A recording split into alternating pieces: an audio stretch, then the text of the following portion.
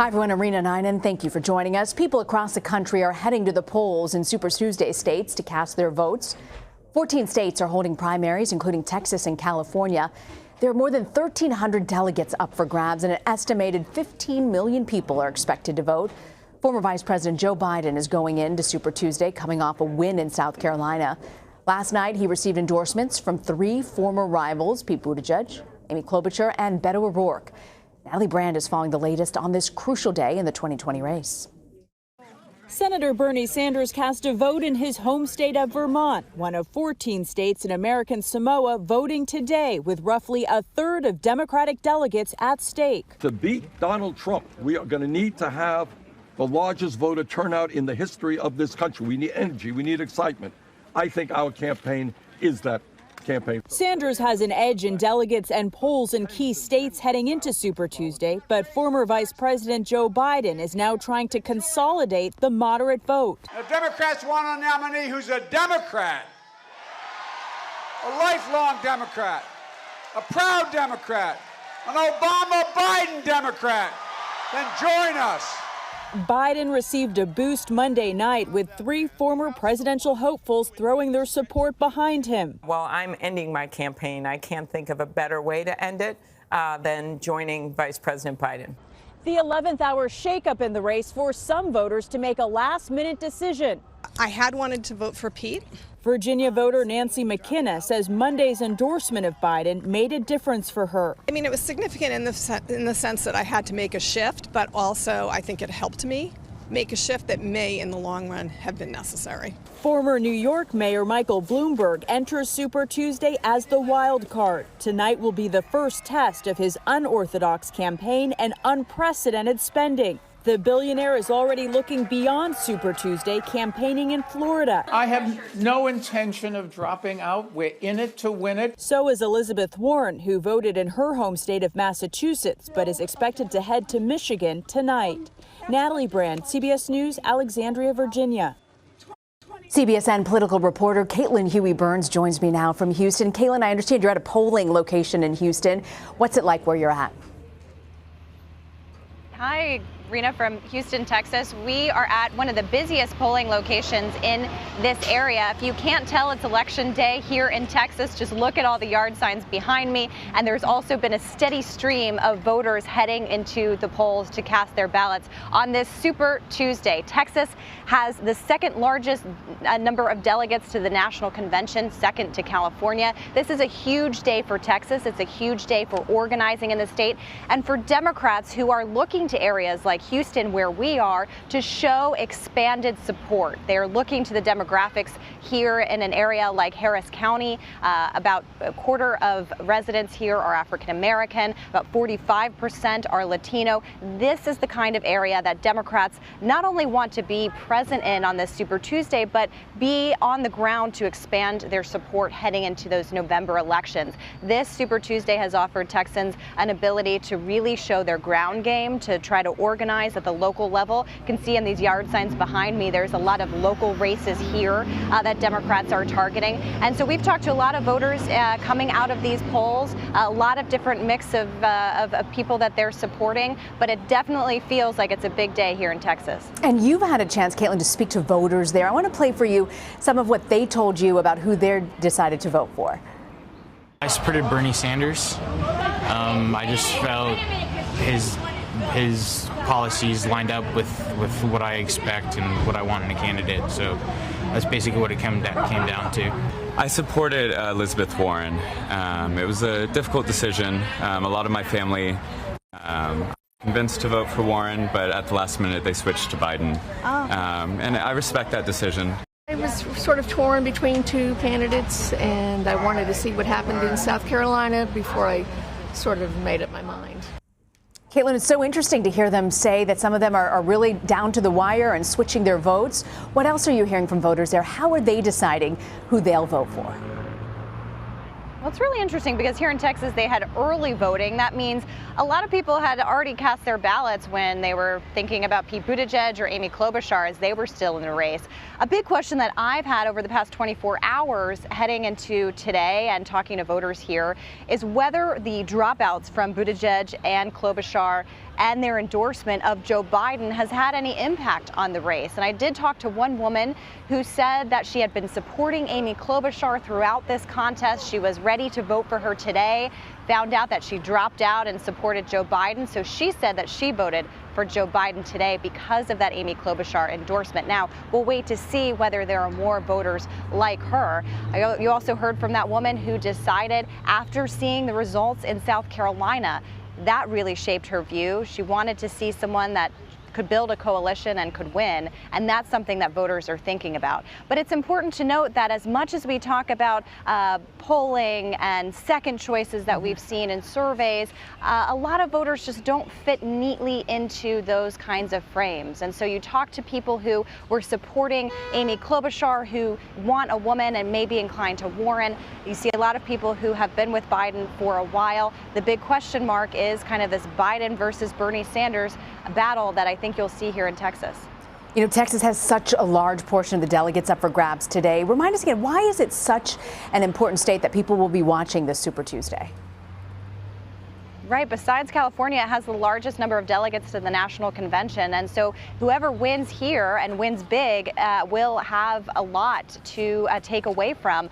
Remember, candidates need about 15% to get delegates in any of these races. So that's something to keep in mind. But you look at Bernie Sanders has built up a coalition here, especially among Latino voters. We were with Joe Biden yesterday in Houston at a historically black university where you definitely felt the energy and momentum behind his campaign. He's been trying to make inroads here. And Elizabeth Warren went to the University of Houston. She's been trying to see this state and others as a way to have a boost for her campaign that she desperately needs after really upsetting losses in the first 4 early contests. So everything is bigger in Texas, as they say, but it certainly feels like that on the ground here. Again, a lot of people heading to the polls. We've been out here since this morning, and the stream has continued. I'm so impressed by all those signs from all the local folks running for office there as well. And it looks like a pretty busy polling station. I want to thank you, Caitlin Huey-Burns, joining us from Houston, Texas. I want to bring in Molly Hooper, Leslie Sanchez, and Joel Payne. Molly is a CBSN political contributor. Leslie is a CBS News political analyst and Republican strategist. Joel is a CBS News political contributor and Democratic strategist. So, Joel, you got Steyer, you got Buttigieg, you got Amy Klobuchar all out. You've got these folks backing Biden. Is it capable? Do you think Biden is capable right now of consolidating these moderate voters? Well, there's certainly been a consolidation of the moderate, kind of center-left part of the Democratic Party. Right now, I think there's 3 lanes left in this race. There's that center-left lane, which you'd have to say Biden goes into tonight with the lead-in. Bloomberg is kind of the wild card that Caitlin alluded to. You've got Elizabeth Warren still in the race, and I think that is something that needs to be repeated today. Mm-hmm. She's that mainstream, progressive, traditional liberal that still remains in the race. And I think, particularly for a lot of women, that's going to conflict them whether or not they should support Elizabeth Warren. I know that Emily's List just endorsed her a few days ago, and that very notable, national female leaders have said that they plan on voting for Elizabeth Warren. So that's something to watch. And then you also have the Bernie Sanders kind of far left wing of the party. So those are the 3 lanes that remain in the party. We'll see who wins out tonight. I think most people would expect that after tonight, Bernie Sanders will probably still have the delegate lead. It's just a matter of how much Biden can cut into that. Can he keep that below a manageable amount so that he can continue to stay within striking distance? Leslie, when you look at the endorsement from Beto O'Rourke, Klobuchar, Buttigieg, do you think that their voters will follow Biden? It's interesting. The endorsement you didn't say was Whip Clyburn, right, in South Carolina. Yes. Like, if you're going to talk about endorsements that matter when activating the African-American vote, that was singularly the most important shift we saw.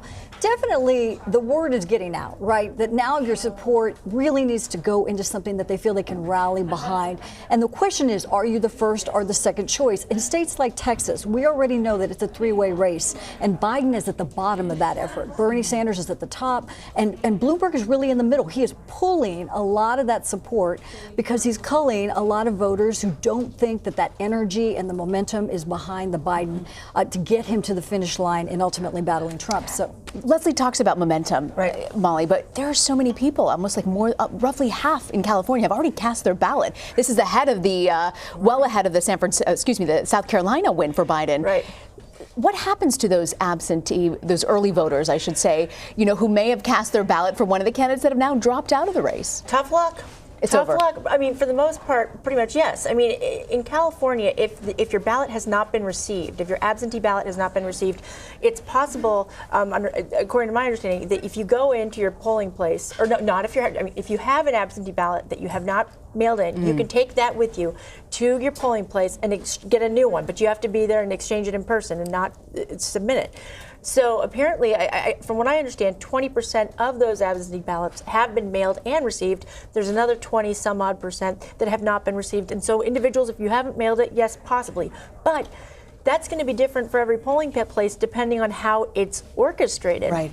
But for the most part, in other states like Utah and Colorado, I've seen reports that they are getting deluged with calls with that question. You know, people who voted early, what do we do? Can we re-vote? And pretty much the answer is no, you can't. Which is why I saw a Florida Sun Centennial article from a few weeks ago saying don't cast early votes because you don't know if your candidate's still going to be in the race by the time the Florida primary it comes up on March 17th. So with that in mind, how do you think that these early voters might factor into the race? Well, you know, that's the question. From what it looks like these more moderate candidates, Klobuchar and Buttigieg, would be taking votes away from Biden. Now, again, whether that convinces the Buttigieg and Klobuchar voters who have yet to cast their vote to actually go and support Joe Biden, that's a different question because there's a reason why they supported those other candidates in the first place. And whether Biden can rally them and get those individuals to go cast a vote for them is a different matter. And the other X factor in this is Mike Bloomberg. Right. Will Mike Bloomberg take those voters away from Biden? So I've heard some anecdotes from individuals in my home state of Virginia, my current home state of Virginia, that they're waiting to go cast their ballot until later today to see after they see early polling, you know, which moderate's doing better, and then they can cast their lot with them. I've never heard that before. I want to ask you, Joel, you know, when you look at the numbers, Biden managed to get 61% of the black vote in South Carolina. I think if I'm looking at my notes here, it looks like Sanders got 17% of the black vote. How important is it for Sanders to get the black vote in the southern states? And how confident are you in him being able to get that? Well, look, it's going to be a challenge. Joe Biden certainly has kind of the home court advantage when it comes to that. I think, you know, Leslie was so prescient when she said, you know, that Clyburn endorsement was critical. Now, can Joe Biden have that kind of momentum in, you know, as they call it, the SEC primary states down there in the Southeast, where it seems like that's the center of Biden's gravity tonight? Certainly, you'd expect Biden to carry those states. I think for Sanders, the test is whether or not he can stay competitive. I don't think anybody's expecting Bernie Sanders to win outright. It's whether he can be competitive and, again, whether he can stay within striking distance. He has to demonstrate he can pull together the kind of winning Democratic coalition that can win not only tonight, not only throughout this primary, but on in November. Leslie, I want to ask you about Super Tuesday. You know, Michael Bloomberg, it's the first time he will actually be on the ballot this time. Pretty impressive that, you know, he's got the best cash on hand of anyone. Where are you seeing that he's likely to win big? He's winning in those areas that people that are low information voters that are getting a direct mail piece that has their name on it. Dear Norma, I'm really glad to hear from you that you're engaged in this process and they go, wow, I got a piece of mail from him. I'm going to vote for Bloomberg because it was that kind of engraved invitation, that touch point that they didn't know. And it's interesting. I heard he spent $3 million in Texas on direct mail as well as digital. So on the older voters, they're seeing direct mail. Younger voters are seeing digital ads. But I do want to mention a thing, and I think when you're talking about Super Tuesday, that we've got to think about is California. California in 2016 was in June, and they elevated it and pushed it up. So now it's packed into this Super Tuesday. And the problem the Democrats had before, if you think about 72 and 84, they nominated these liberal candidates before they ever got to Super Tuesday. So they created this new effort. Well, all of these delegates are really positioned to go to Bernie Sanders. And I don't know that the southern states are going to be able to balance that. Had California been further along on the calendar, this may have given more momentum. I'm not saying where we're going to be tonight, but that's going to be a factor I'm paying attention to, because that he's got so much of an apparatus on the ground that California, that wasn't a game changer in 2016, will be one today. It also is why there was so much pressure for these moderates, Buttigieg, Klobuchar, Beto, who had already dropped out, but to really coalesce around Biden yesterday so that the word could get out, hey, same-day voters, you can vote for Joe Biden, and you can have your center-left champion in the form of Joe Biden, and that's why the timing of that was so important. I mean, you know, you look at Buttigieg, he probably had the money to go through Super Tuesday and probably competitive in most of these states, but it was going to splinter the vote so much that it would not allow for one center-left candidate to emerge to challenge Biden. I want to give Molly a chance to weigh in. And what's interesting about that also is that you look at the California Democrats who are in Congress and who they're endorsing over the past few days. I mean, Barbara Boxer, former senator in California, came out and endorsing. Dianne Feinstein was with Biden before he even was a candidate. So count that out. But you look at more moderate Democrats like Jerry McInerney in the Central Valley of California, a city who represents Stockton, California. Everybody should know, this is my hometown.